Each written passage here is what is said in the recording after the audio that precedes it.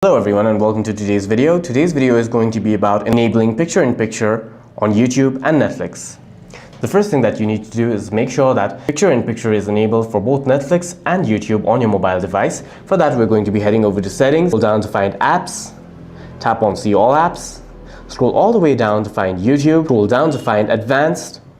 Here, tap on Picture-in-Picture and make sure that Allow Picture-in-Picture is toggled on for both YouTube and Netflix. The next thing that we're going to do is head over to App Settings. For that, I'm going to be using YouTube. Tap on YouTube. Tap on your profile icon. Tap on Settings. Tap on General, and make sure that picture-in-picture is turned on over here as well. But do keep in mind that for picture-in-picture to work on YouTube, you must have subscribed to YouTube Premium. For any further questions, please feel free to leave a comment down below.